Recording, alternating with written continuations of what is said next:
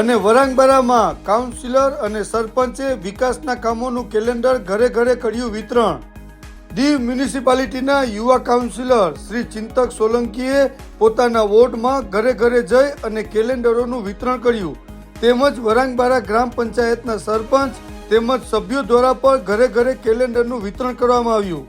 ખાસ કરીને આ કેલેન્ડરમાં ભારત સરકારની વિવિધ યોજનાઓની યાદી અને દીવ, દમણ, દાદરા નગર હવેલીમાં કરેલા વિકાસના કામોની ઝાંખી આ કેલેન્ડરમાં બતાવેલ છે।